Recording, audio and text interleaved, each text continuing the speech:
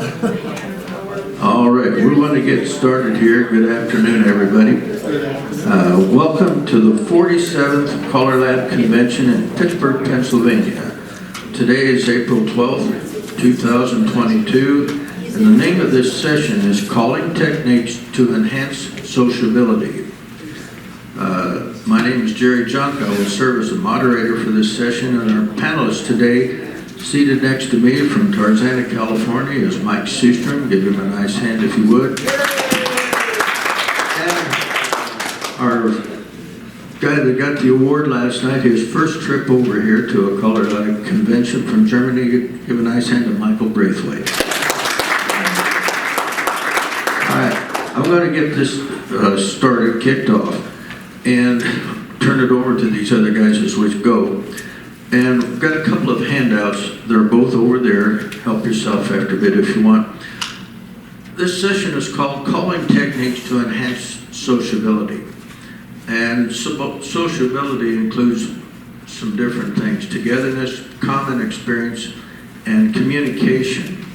And when Mike and I talked about this on the phone, we decided there's more to this than just the choreographic part of sociability. How do we enhance it with calling techniques? And I came up with the idea that actually sociability amounts to communication, and that starts even before your dance. If you're a club caller, creating a rapport with your clubs and the club officers. If you're a guest caller, it starts when they first contact you. Did you return the contract quickly? Did you get all the information? Did you give them your information? If you arrive at a dance and you're a visiting caller and you're staying in a motel, I discovered that about 4 o'clock you need to start calling people to tell you that tell them you're in town. Otherwise, they're wondering, did he show up? Where is he? Has he had dinner? Also, you need to call them because most of our contracts are 3 years old. And as most of you know, especially with this COVID deal, venues have changed. Everybody in the club knew that, but did they tell you? Also, times have changed from 8 o'clock to 7:30 to 7. Everybody in the club knew that. They've been doing it for a year, but did they tell you? And you would look pretty bad if you showed up late. So that's called communication. It's part of sociability. Did you arrive in time to set up before the dance, or did you arrive 5 minutes ahead and have to rush through it? If you arrived early enough so that you could be at the door to greet people, or you could walk around and greeting people, that's part of sociability. Getting to know somebody, introducing yourself if you don't know them. And you might find out that you might meet somebody you'd really like to know. It's pretty cool. Do you get off the stage during the dance and talk to people? Start at one side of the hall, next time you move your way around so that you get to talk to everybody.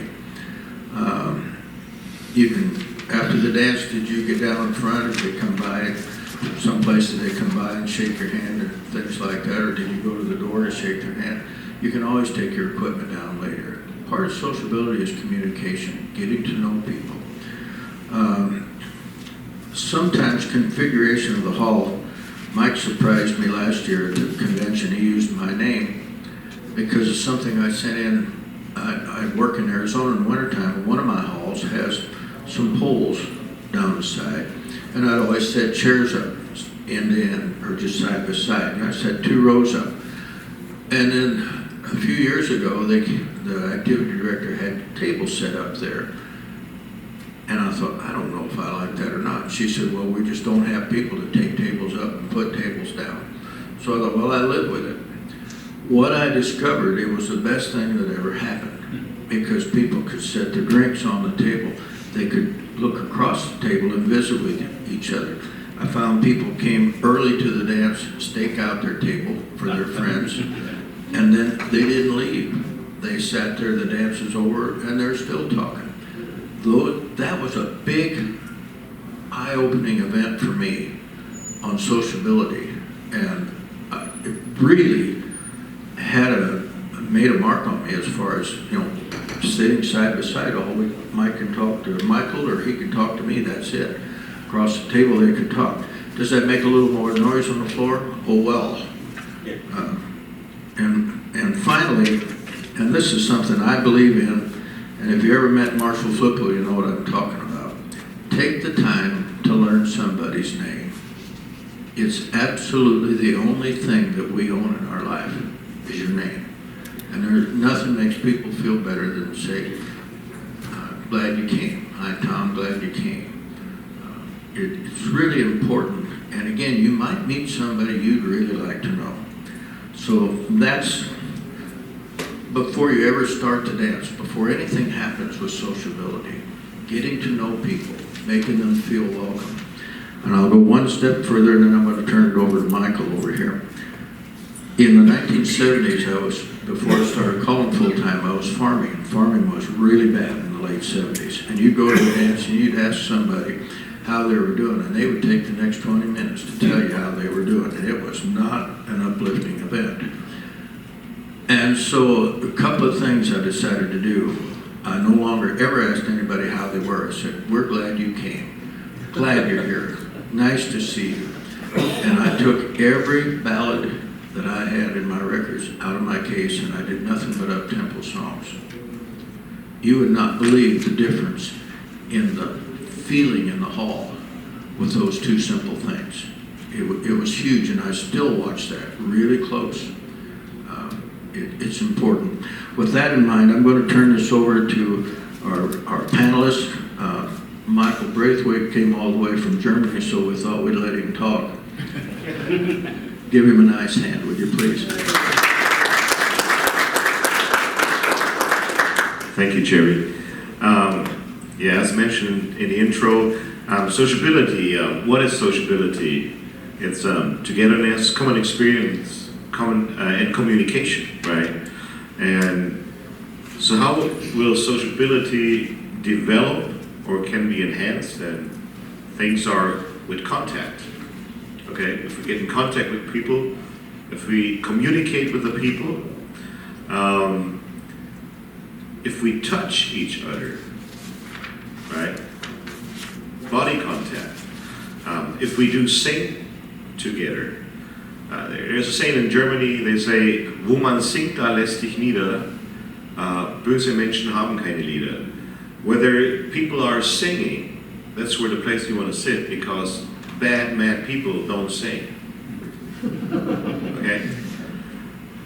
Eating together. I mean, remember where we're coming from the very ancient Neanderthal, you know, how come that they try to get together and build villages and groups and stuff like that? Because we are social beings. Now we feel safer with each other, but we want to have it nice. We don't want to have a big fuss and fight and whatever. We want to keep ourselves. We want to be closed. Now, how does this fit to dancing? Everything is in there: communication, contact, and we're touching each other. And after COVID, we got together and talked to people. And I said, what did you miss the most? And it was the contact, of course, talking to each other, meeting each other. But then I was surprised, even elderly people, that said, touching each other without being offensive.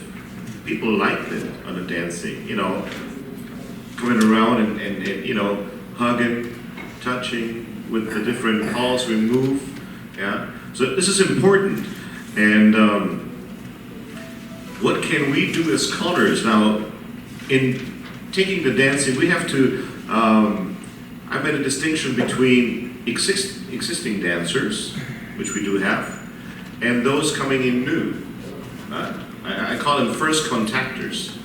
So let's have a look at the dancers first, because we're re-establishing our groups that get together after COVID. I think the first thing we do is to stabilize our clubs, and then we are out to get new ones back in. So first thing is dancing and touching, is creating variety. And one thing is to let the dancers get in contact with as many people and many dancers on the dance floor as you can. Like, just have a choreo which works in a box, or always have set squares there. try to mix and mingle everybody. Yeah, and there are things you can achieve then. You know, if like whoever works with progressive squares, if the squares are set up neat, it doesn't only just look good, but you got more of control of the floor when handling, and easily you don't have to be a sophisticated progressive square caller and doing it's easy material you can use. Like, you know, and even entertaining, like you have lines facing out, and you call right and left through, and everybody goes, oops. Oh yeah, just do it with the ones you're facing and you got nobody parked in the tray. So, boom, there they are. You gotta bring them back. Yeah, but there are easy calls, you can achieve that and have a real big effect.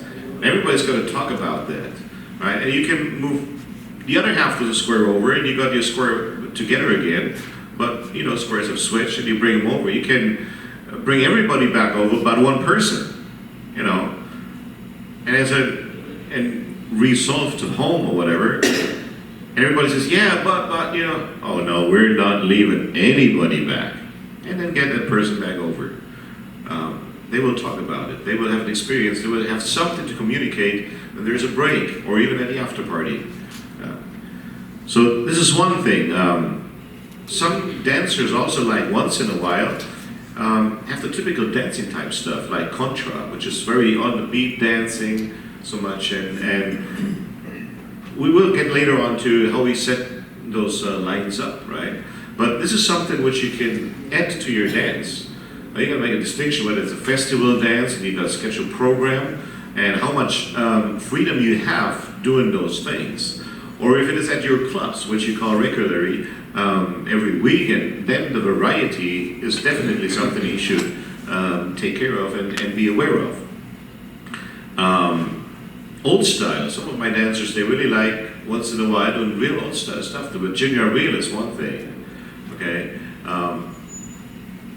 You can have squares and break them out and form the lines. There are different ways to do it. And it's one tip you're doing, and it gives a flavor to the evening. Right? Maybe you only do it once a month, but you know, you got to find out in your group, you know it best, you've been working with them, what they will like. You know, it's just like with everything. The dose makes the poison or the medicine. There is no general rule about it. You got to find out.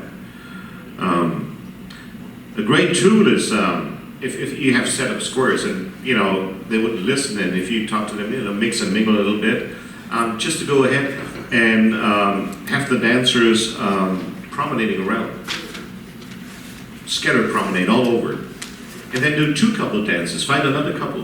Doesn't matter who. Just pick one of the couples around.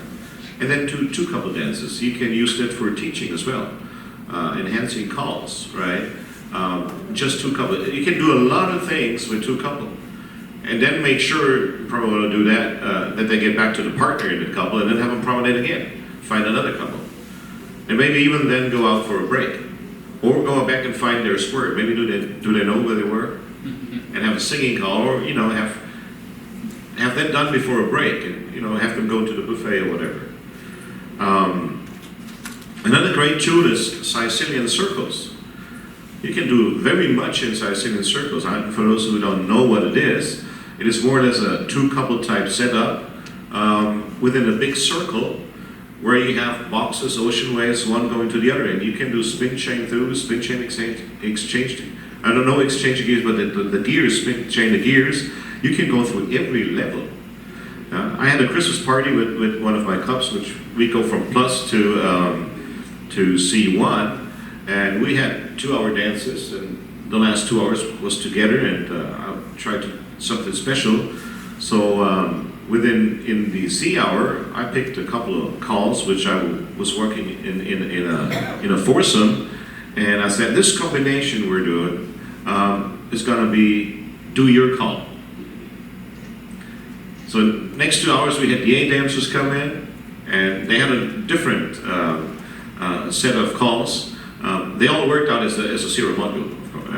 So and this is do your call. And we had the plus dancers come in, and then when everybody was together, they were mixed up like everybody was within his group, and we had a big circle going around, and we were all moving over and forth and back. And then when they had their ocean waves, the shot from ocean wave, right? I just called it "Do Your Call." And you should have seen, we're 6 squares, they're all in one big circle. Everybody was just doing a thing. It was totally different, but they started at the same time, we're finished, and then we went on again. So this was just, it was just crowing. How does it work? You can set it up with very easy tools and get in touch with everybody, and even if they're in various levels. Right? Singing is another thing. Now we were in touch as many people as possible with different styles of choreo. Singing is, let the dancers sing along with you, pick the right songs. I take Happy Days again. Happy Days Are Here Again for hoedown music. Now, my elderly people, when I put that music on, you don't have to do anything. They just sing the whole thing. I call whatever, and they sing, oh, and then don't son Menschheit, that's the German lyrics, right? And you couldn't stop them unless you stopped the music. And there's a lot of music, and it varies from country to country, from culture to culture. Just find out whenever you travel somewhere, what is the thing to sing? Let the dancers help you call, right? You can make a game out of it. Let's say, I'm getting a little bit tired. I don't know how about you, but I think I need some help with this one. Yeah, and you go, you may want to help me out on this one now. Do side. Do. Okay, I guess it's a meal, right? It's really pulling us down. It's, in Germany, we call it a Schnitzelkoma. Right? Yeah. And you can build that up like, let's promenade halfway and pass the O, X, single, no, hinge, right? And you go, bless you. Right? And so this creates excitement, and this is one way to do it. And I know you're not limited to your creativity. Yeah. So then eating, eat together.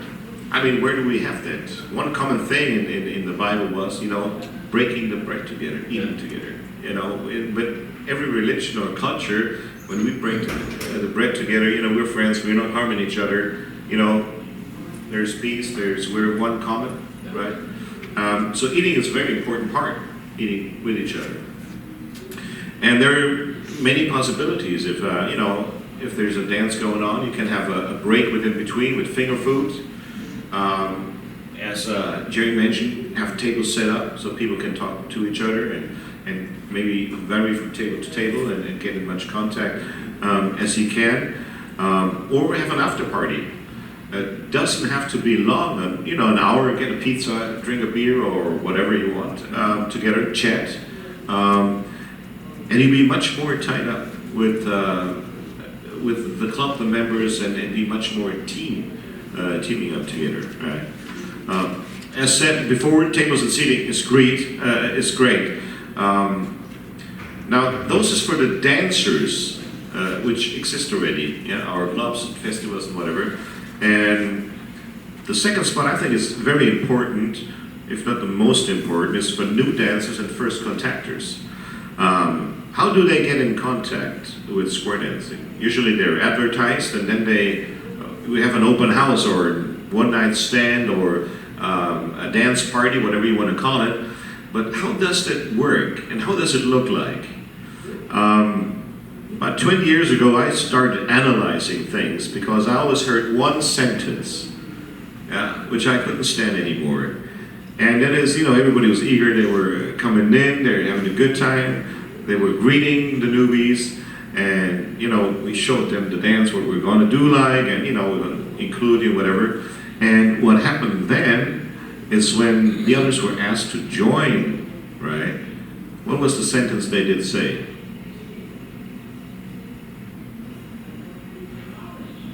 That's really nice what you're doing, but I'm just watching. It looks good, but I can't do that. I can do that. I'm just watching. Maybe next tip or next time. Just watch it today. And that came over and over and over, and I thought, why does that happen? And I analyzed that the nicer the group is, the better the team is, the more the others who are coming to see the team are kind of rejected. Because they're so fascinating. I mean, this funny closing and the show they're putting on, and wow, and they're turning around and moving around, that really looks good, and I'm never going to learn that. Yeah, I'm never going to wear that. Darn, that's show business and whatever, you know, that's, you know, who am I? And they're all talking to each other, and, you know, and so they're scared and afraid. So I tried, how can we break that?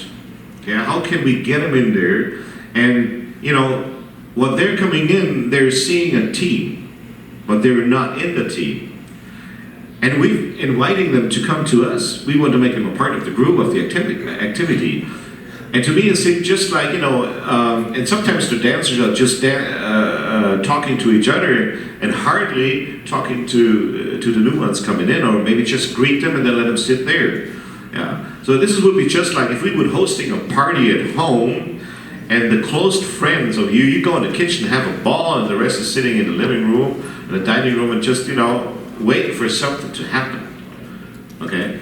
And I said, you know, I could have used my time better, you know, a nice group, and, you know, but what did it give to me? Yeah. So the thing I thought is we need to really put them in the group and give them their place in the team.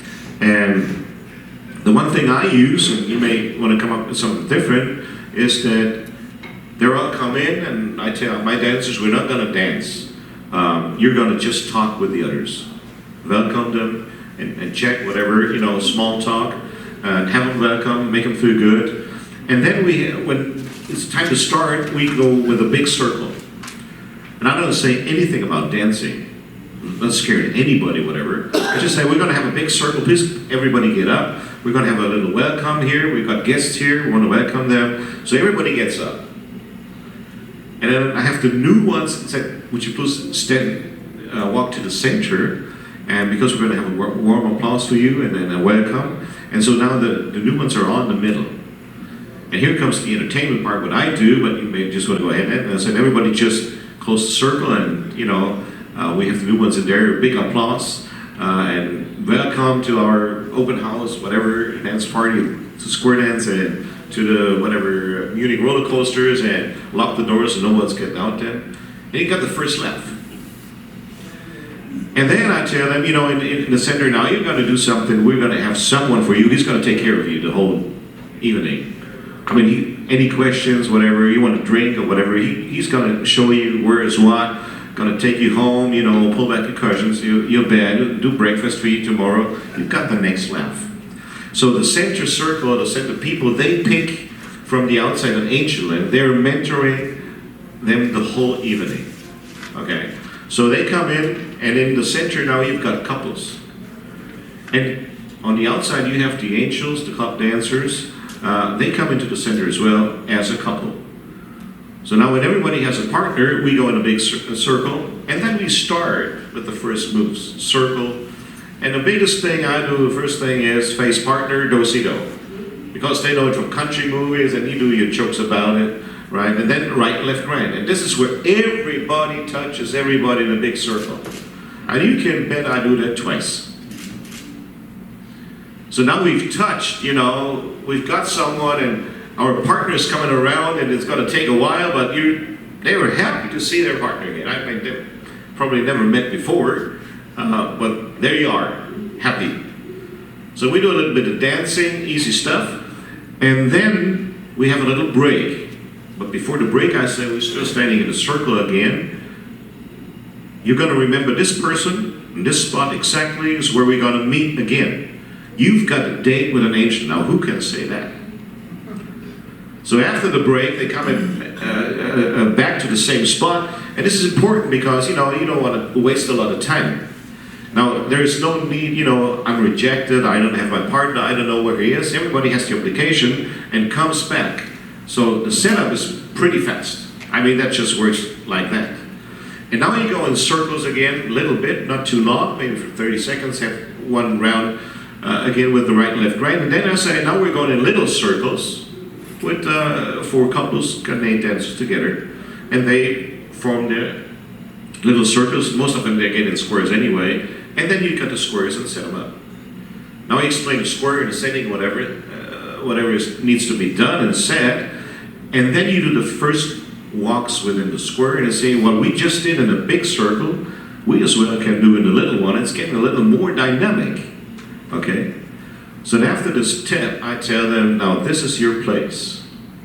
We're not going to change partners, we're not going to change squares, because usually in my place, they run 50-50, like class and club on one night, because they don't have the time to have an extra night, and there's so much going on with other clubs, and there's so much other the dancers do in their free time that if they can spare an evening, it's one. So and in order to bound the dancers to the club, you need to have the angels in there. So there are various reasons for doing that. So what we do is now alternate the tips, and to not waste too much time, they got their space there. So, and now you're a member of the team. You don't have to worry about finding partners or he's gone or whatever. Yeah, I've got my place in the group. I am a part of the group. And you should see how fast the change from the angel dancing, the club members dancing, the mainstream dancing, goes with to the newbies. And now the third tip, I usually have a short demonstration tip with the club members, with the mainstream dancers. You know, as another gimmick, I say, you know, if you would have shown up last week, that's what you could do today. Yeah. And it's always got to be like positive, you know, entertaining. That's my type of thing, you know, and keep people smiling, and but still, you need to know your craft, right? So, yeah, and then they probably show up and come back again, and then, you know, they're used to it. They're not afraid anymore, they know how it will work, and then of course they can change partners or whatever, but for that one night, okay, to take all the fears away, to give them their place, and to build up that sociability between their angels, in their group or whatever, you need to feel comfy, okay? And this is what I'm trying with this procedure, it's written down on the handout, trying to create, right? So, do you want to say anything so far, or would we go on with...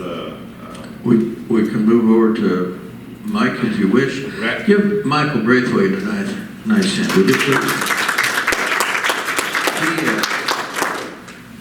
Michael just talked about Sicilian circles. We call them Sicilian circles over here, but it's the same thing. Both of us use that for our beginners and even for our mainstream. So I'm going to let Mike talk. Mike Seastrom. Thank you, Jerry. Thank you, Michael. I think most of us can use a variety of dance forms for our sociability, and just to mix things up a little bit. One of the suggestions that came in from our tables last night was and actually from our contest was about dancing a scattered promenade around and dancing in 2 couple squares and mixing your dancers up a little bit and coming right back to their original home spot. And you were talking about last night, the cards? Right. Is that how you do your homework? No, actually, I've used that for years, but it's always a fun thing to do to mix your, and all at the end of that tip, or when they come back, and I'll do that in the pattern call, and when they come back for the singing call, say, how many got to dance with someone tonight you never had the chance to dance with yet?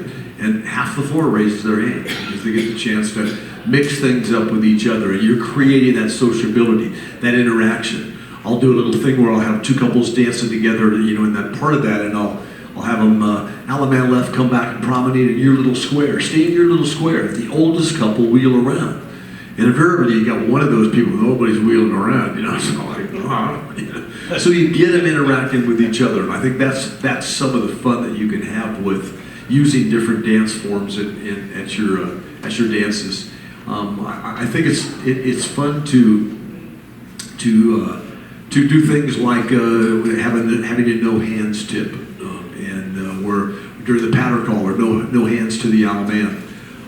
There's clubs that actually have a tip, a competition tip that's a no hands tip at their dance, and they became very, very popular about that. And then, of course, the last tip that's standing, everybody gives them a big round of applause, and the president presents them with a little hands badge that has 2 hands on it. It basically says no hands.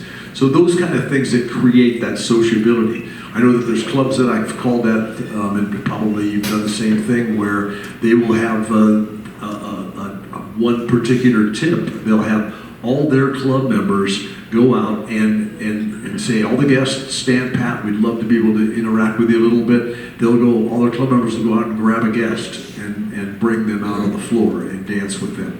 And so I think those kind of things that create that sociability, those are things you can do at a dance that creates that social interaction. So I think that there's lots of things, and we're coming up with some great ideas. We had a social connections contest that was held in December, January, February, with ideas of what we can say from a microphone. Last night we did a little social connection thing, continuing that same thing, where every table come up with a suggestion of what you can do over the microphone, or what you can do with your dance groups to create sociability. And we've got some great suggestions. Those suggestions will end up on the knowledge base.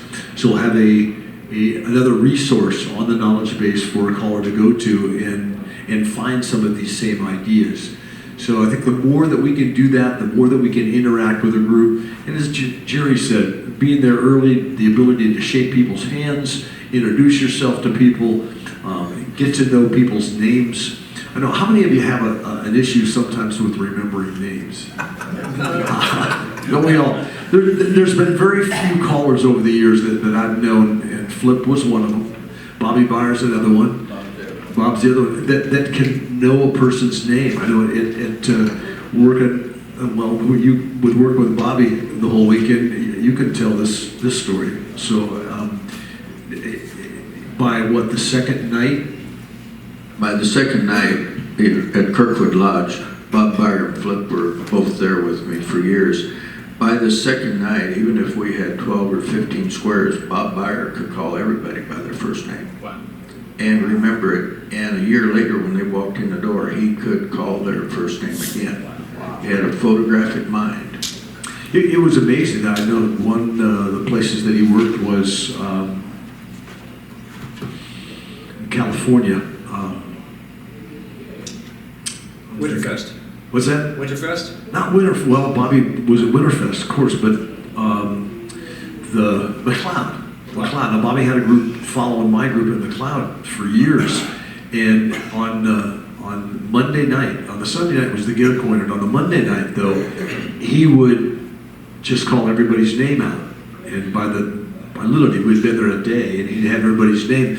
Well, the couples would mix up to try to mess him up. You know, they'd have a part, they'd switch partners around and sit in different places to try to mess him up, and he still would pick it up. So some people have had that gift. For a lot of years, my wife and I had a situation where, you know, the worst thing when someone comes up to you and they start talking to you, and to miss that eye contact with somebody, you don't want to be looking down at their badge. You want to keep that eye contact going. So my wife would be looking at their badge, and very often I'd say, "Oh, have you met my wife?" And my wife would say, "Jim, it's so nice to meet you." "Ruth, so nice to meet you." And bam, I had their names, and I never had to listen, you know, look at their badges. So sometimes you can have something that works if you're a couple that same way, to get that name and boom, boom. Flippo was good, and he was really good, but he also was really sneaky. Somebody come walking in the door and he said, "You know who that was?" I said, "Yeah, that's Tom Rayner." And he'd go over there, "Tom, good to see you. Nice to have you again. I've seen you do it 100 times. But how often do you go in and call someplace, maybe that's somebody else's club, and if you get the chance, yeah, he was definitely sneaky in that way. But to be able to, there is nothing that sounds sweeter to a person than the sound of their own name.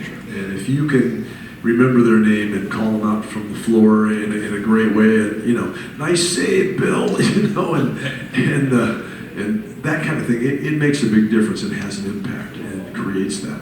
Richard? Yes. Wait a second, before you talk, we've got to keep this on the recording. So say your name, where you're from. Yeah.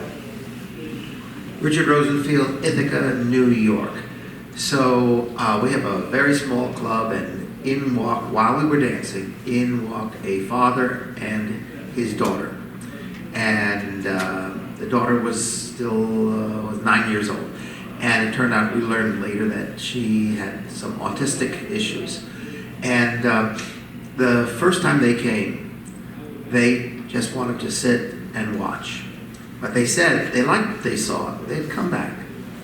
And they came back the next time, closer to the start time. And we incorporated them in the square. And it turned out that the daughter had some difficulty dancing with her dad.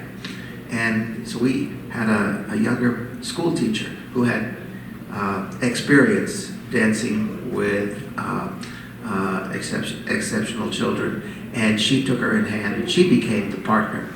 And I'm wondering, in terms of getting people comfortable dancing, what we can do about getting even our own club members to dance with people other than their traditional partners, and being able to welcome singles into the club, and getting even singles to split up, couples to split up, so that they can appreciate dancing with other people. Interesting comment. One of the things that I love about the Sicilian Circle is that exactly, because after your first tip, they have touched hands with everybody in that circle. And if all of us have had a case where this guy came because he wanted to sleep with his wife, and if he didn't come, that wasn't happening. So he wasn't happy being there. And you could tell they were not getting along the best. But you can't say, Bob, you take her, and Jane, you take him, because they're not getting along. They know instantly what you did. In a Sicilian Circle, you go 2 ladies chain, pass through, move on to the next, he's gone. They don't know it. But you haven't embarrassed anybody, and you got them away from their touchy spot real quickly. It's a wonderful, wonderful way to work with new dancers. Go ahead. I want to add something to what Mike said earlier about the names and getting the names, understand names. Oh, I'm sorry, Eric Hennerlaw, Court of Madera, California. So about names, because I'm not great at names, I work on names, and I find as I get older that even if I know Barry Clasper's name, I'll see him, and it will take me a moment to recall that name that Barry is standing in front of me. Keeps trying to repress it. Yeah. So what I've learned is don't assume that everybody else remembers the name too. And so what I do often, especially if I come up to somebody I haven't seen in a while, I'll introduce myself again. Oh, I know you, Eric. Yeah, something like that. And they may know me, but they may not. They may not remember my name. But it gives me an opportunity for them to remember my name, as I can remember their name as well, to try to bring that back. So it's don't ever assume they're always going to know who you are. Maybe if you got off the stage at that moment, yes. But if you see them in a different context, they may not know. They say, I know you, but I can't remember where. Hey, it's Eric from whatever. There is, and then that gives them an out. They don't have to say, I can't remember your name. They don't have to feel embarrassed about that. You just say who you are. And they'll say, oh yeah, I'm Bob, or whatever it is. So that's one other thing to think about. Names are really important. When I first started calling, I was just a kid. I was 18, 17 years old. Had a really good friend that got me started. And he sold cars. He knew everybody's name. And I said, I'm having trouble with that. And he said 2 things. He was the one that told me the only thing you own is your name. He said, remember people's names. And he said, you get that by paying attention when they're being introduced. And he said, if you miss the name, don't be afraid to say, excuse me, I missed that. What was your name again? And I said, well, I'd be embarrassed by that. He said, but they're not. You had enough interest to ask to get it correct. Don't be afraid to say, I've forgotten your name. Please introduce yourself again.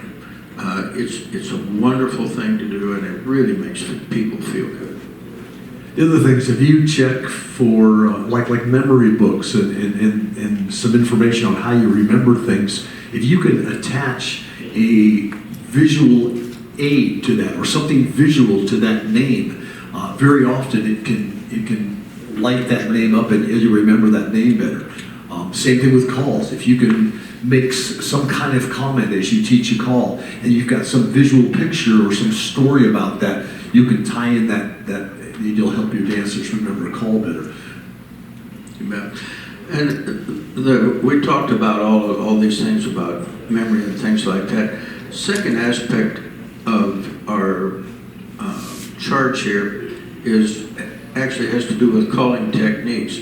One of the things, if you're a club caller, is not a big issue because you know what people's capabilities are. If you're a visiting caller, you need to be able to read that floor, that first tip, as to what they're accustomed to, what they can do, and to make sure that they successfully complete that first tip, because then you have them on your team. And if you're going in there and show off how much you know, you can destroy a dance in one tip and never get it back.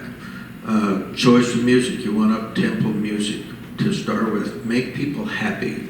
I talked about how they were performing back in the day. Right now, we're coming out of the pandemic. Some people are actually depressed, and they need up-tempo music. They need Glad You Came. It is so good to see you again.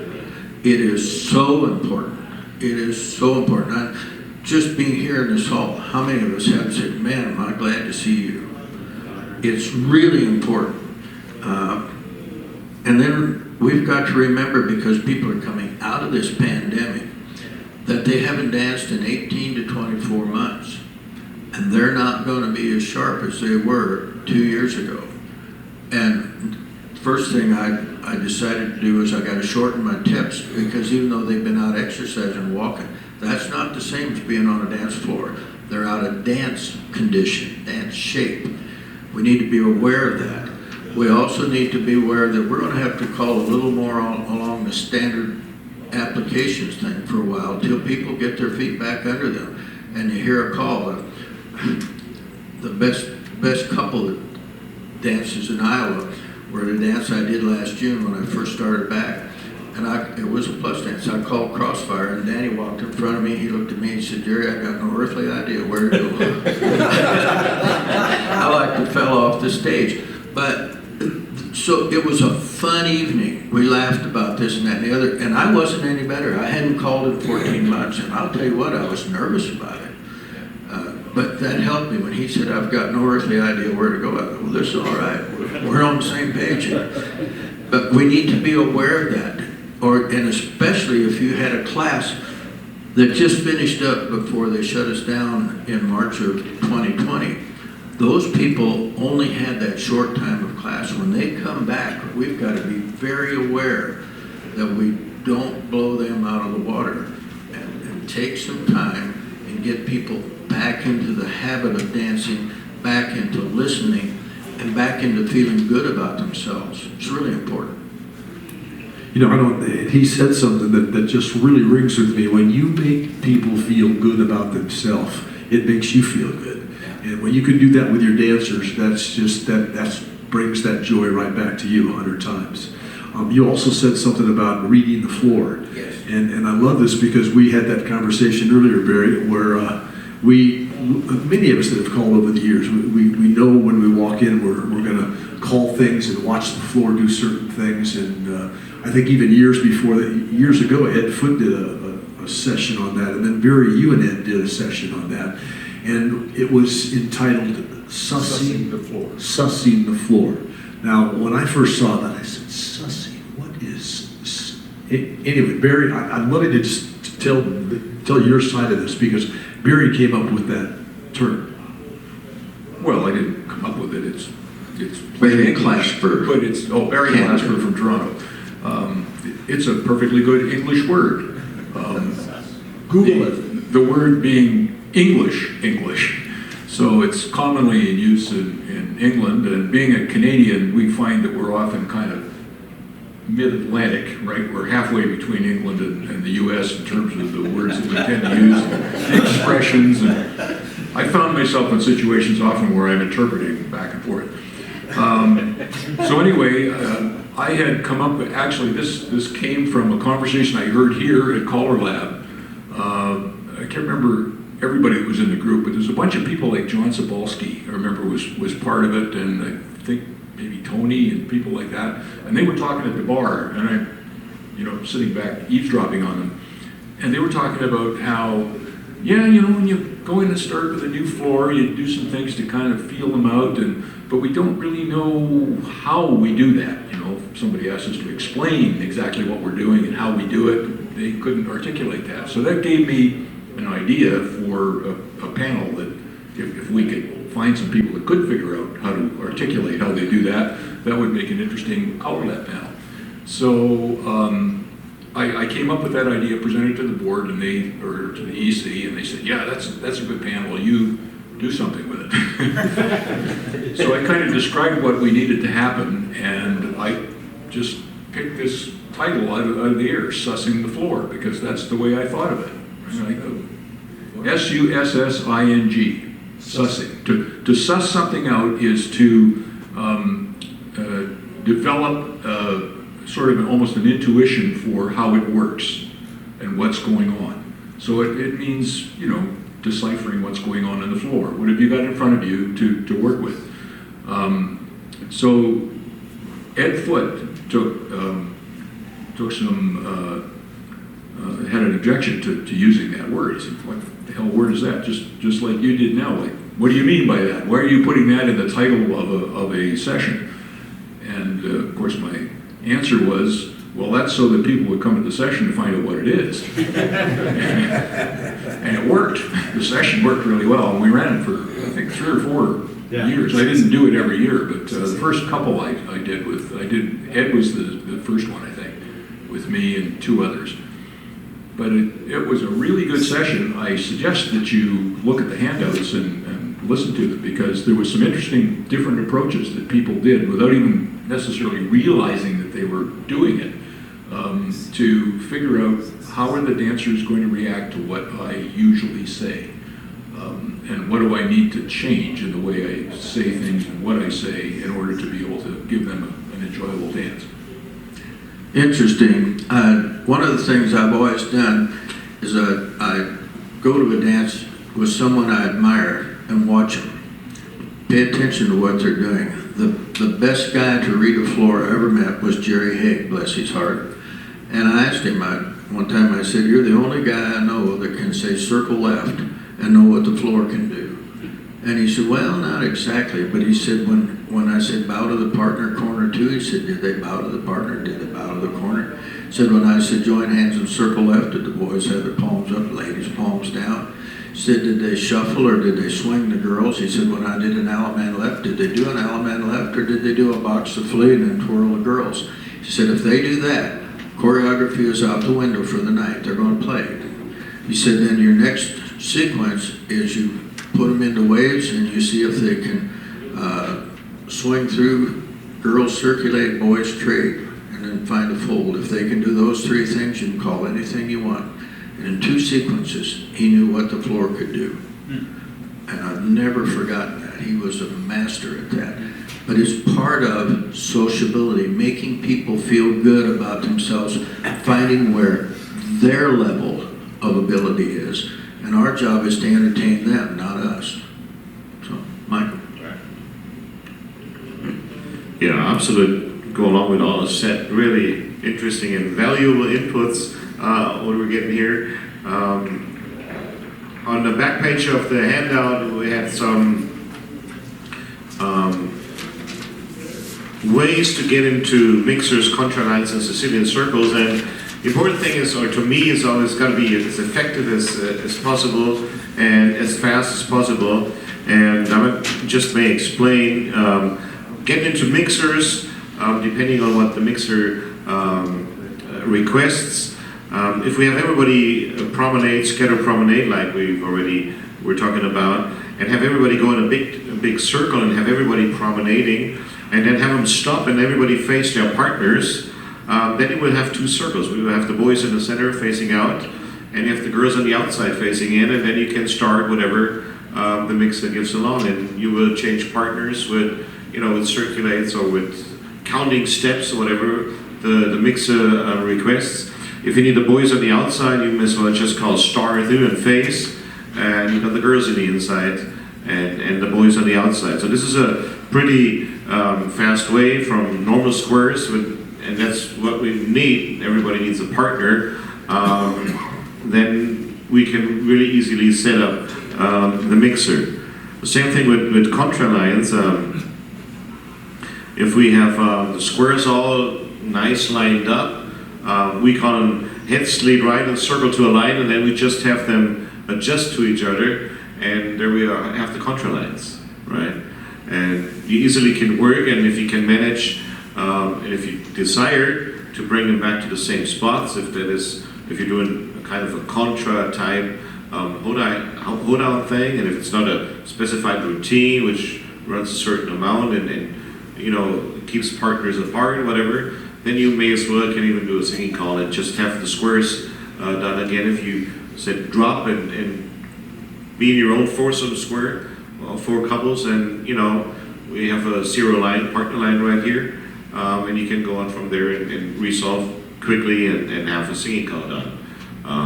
Or just have the contra line, have that again as a break before you go out to the break, and everybody, move into the break. Sicilian circle, we just set up normal squares, and what you then do is you have all the head couples form, whatever you call heads pass through, and then scatter promenade all over, and then have the heads go around everybody else to form a circle. Okay, so now you've got all the heads having a circle with the sides in the center, staying still in squares or whatever, or sliding into the center, and they just keep their partner and form an inner circle facing out to the heads. Now you've got even numbers, and every couple has an opposite couple, and whatever you would like to have now, and past the ocean gives you the ocean waves surrounding the circle, and you can go on from there, or whatever you go with a right and left through and turn a quarter more, and you got two face lines, whatever you plan to set up and to work with, and whatever calls you want to use, and how far you're with your class level or whatever you want to work, or even you can go ahead and do other level of calls, right, if with the group. If we put the heads around the others, there is no interference. Then we have everybody inside. They just need to form a circle and look out. Make sure that they are in standard arrangement. If you have them in the inside forming the circle, then they have to come in, they clear out the floor and whatever. It seems quite awkward and eats up much more time than having them just around, an even number. And if it happens that there are people out there, ooh, I would want to join, first have everybody else build the Sicilian circle, and then have the others as two couple come in. 4 people need to come in order to have it complete. You could not just have one couple coming in, because then we're starting again. We're missing there too. It eats up time again. The faster this works, the more time you got, the more relaxed it is, and the more professional it works. And people would say, that just went woo like that, and you're going to have a really nice experience. Jerry, how do you form Sicilian circles with your group?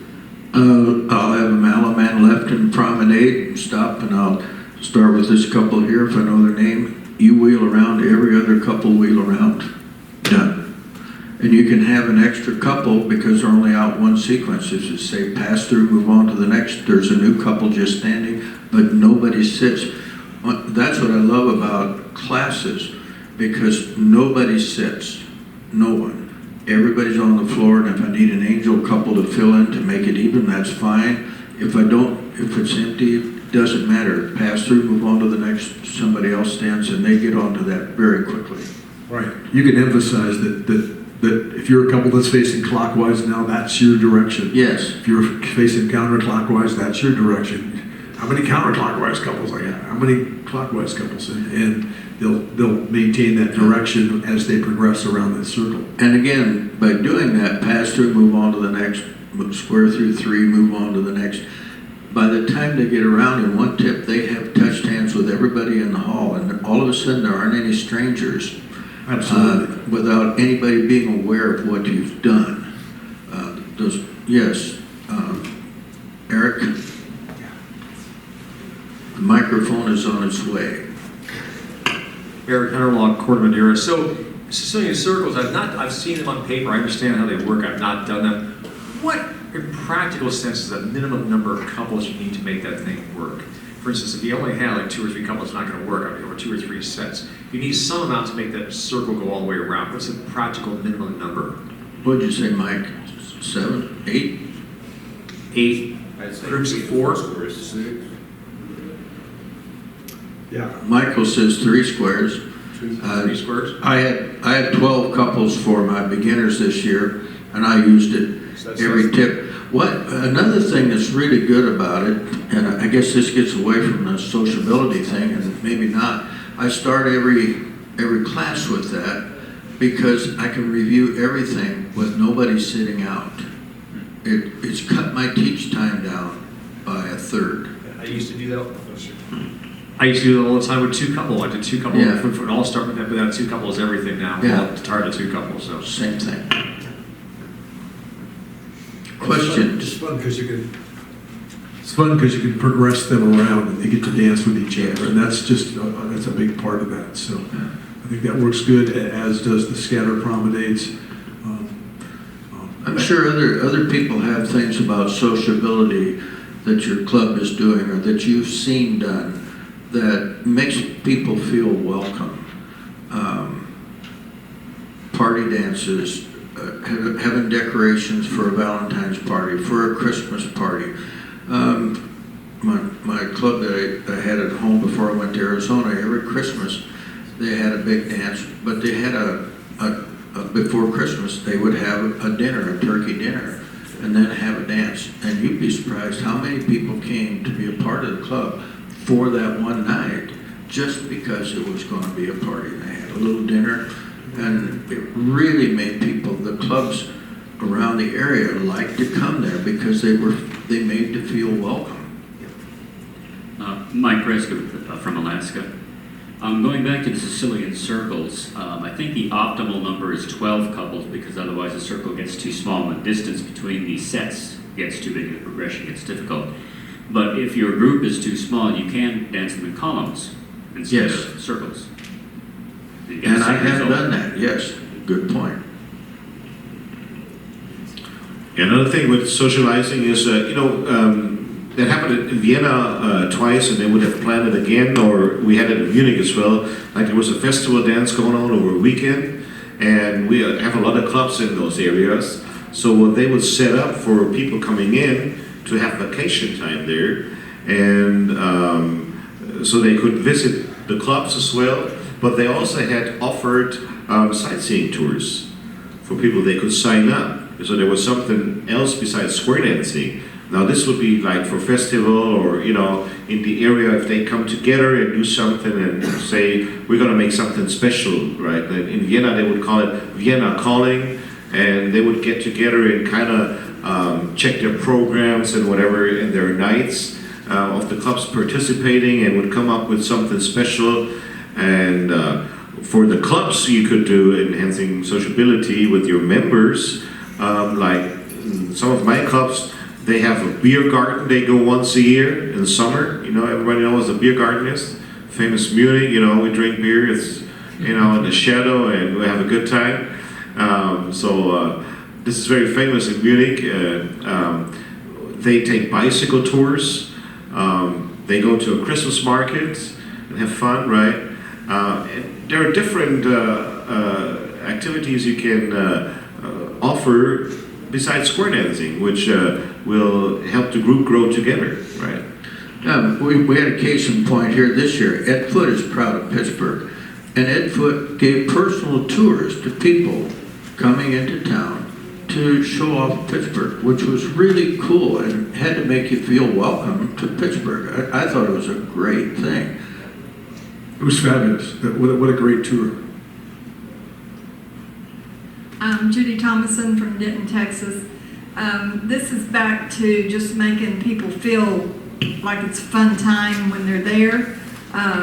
With our lessons, we had I guess she was a vice president of our club or something, but she initiated, after the first couple of lessons, when students and people got to know each other a little better, she had a different night a different theme every lesson night. It might be unmatched socks night. It might be wear a silly hat night.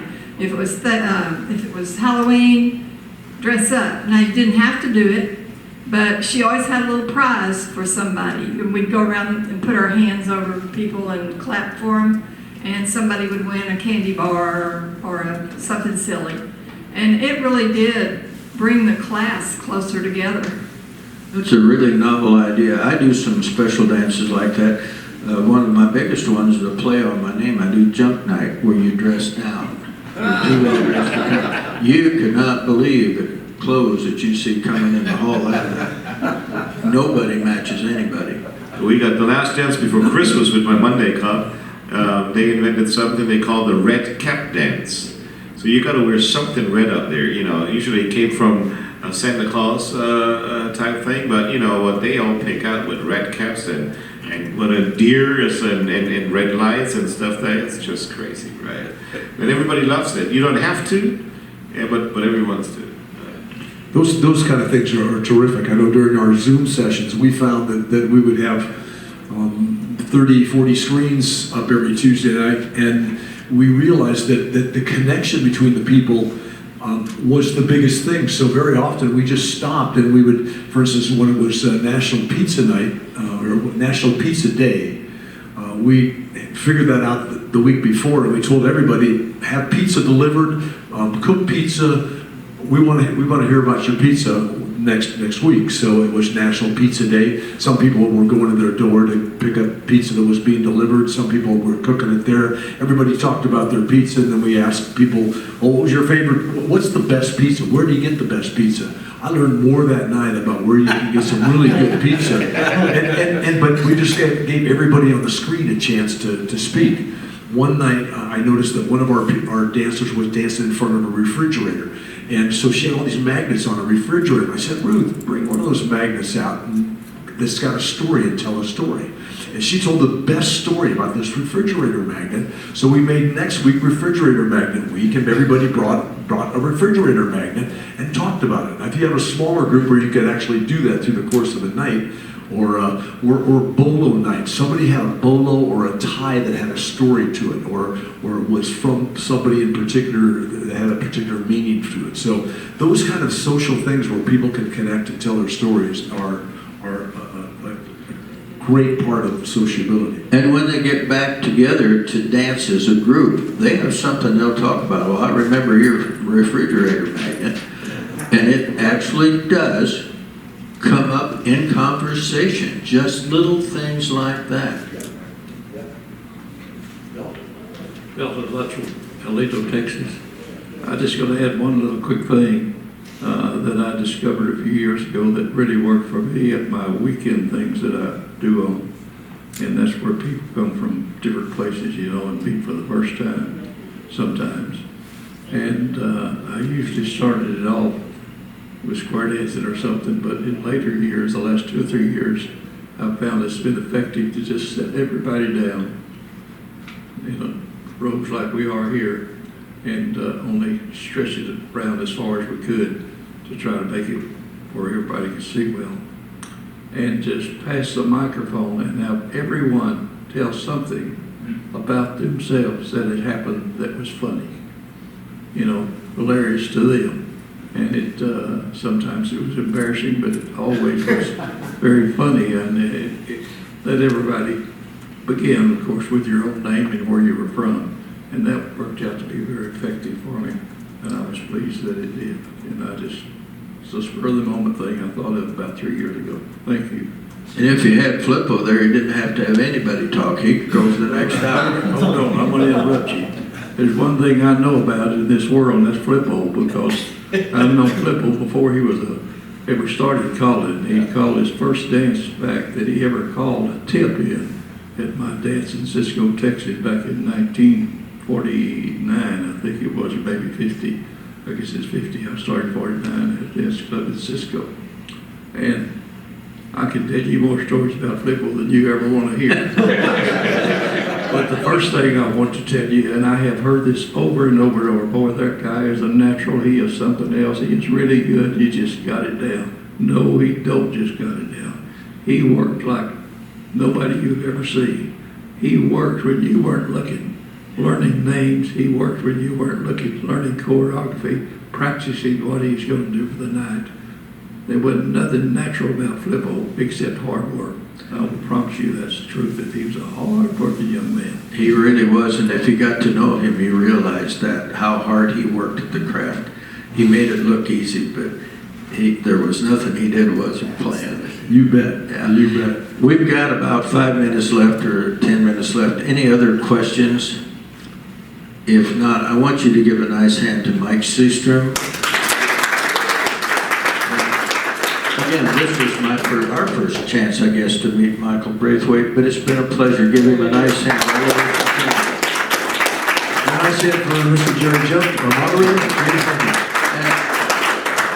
We appreciate you coming and being part not only of our session here, but of the convention. We hope you're having a good time and that you're being able to get reacquainted with old friends. It's nice to have you here. Thank you for coming.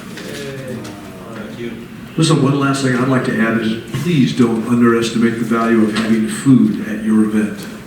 A lot of times if you are not serving food at your event, if you just add a table and have people bring food, it will just lighten up your place. It's amazing. We do this at our class, and first it's our club members just bring cookies or bring, some veggies or whatever. And of course, during the pandemic, we had to kind of get down where everything was individually wrapped and all that stuff. But we've got to the point where on Tuesday nights, where we are, it's Taco Tuesday at a lot of the Taco Bells and those kind of things. So there's always a guy who brings about 3 dozen tacos. So I got lots of couples that come a little bit early so they can eat tacos, and as we're setting up and getting things going.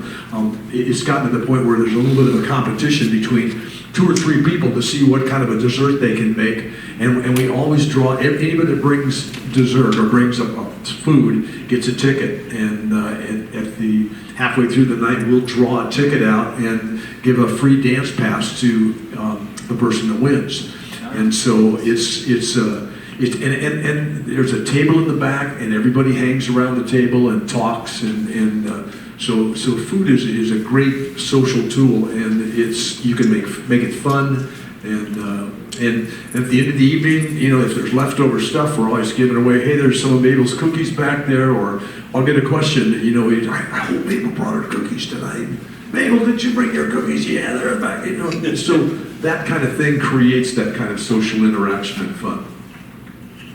Tom Soder from Maryland. When I was a teenager, our teen clubs got together, and we invited everybody on the East Coast of all the teen clubs we knew individually, and we had their caller come and call. So we had an all-day thing, sociability, and we served a dinner for them too, so they didn't have to go out. And it was very, very successful.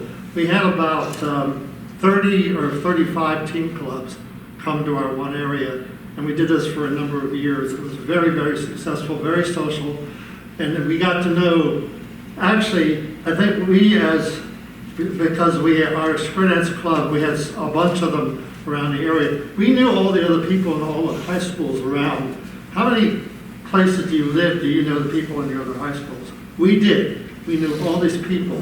Sociability, the ability to bring people together and for clubs to visit each other or as a group do things is really a great social way to get to do things. We would go to Philadelphia and from Maryland and visit with the clubs up there. We used to visit church mice with Betsy 4 years ago. So. Yeah, clubs visiting each other. I don't know when it's popular here, but in Germany it's very popular. 8 dancers from one club go to another club and get their traveling banner, and they need to come back. And so this is very popular. If a club doesn't show up within a 1 or 2 year range, usually the banner is handed back at a jamboree, or informed. Sometimes it's difficult if the distance is too long or whatever, but if they're too far away. But this is very common, especially in the Munich area, Stuttgart, or in kind of a local way. It's called banner rating here. Right. And when we were visiting Germany, we had the opportunity, when we went to a club, they literally brought potluck, and we sat down and ate with them before the dance. There's a club in our area where they literally serve food, and people sit down and eat. And I was talking to the president the last time I was there, and they had literally 3 people that called and asked what they were having for food that night, but nobody asked who was calling. So it just tells you that people were coming. What are you guys serving for food tonight? I don't care who's calling. It was the food there. So I got one more thing before Jerry's got to wrap it up or whatever. First of all, we got some handouts still there, so if you need one, feel free to take it. And this has been a very exciting trip for me, and first time to the U.S. to the CALLERLAB convention, and it was very exciting to have a first panel as well. You made it really easy and fun. And of course, the 2 of you, and thanks a lot. I feel very comfy and home. It was good socializing. Okay, thank you. It's been fun to get to know you. Yeah. Thank you all. thanks for attending. Thank you.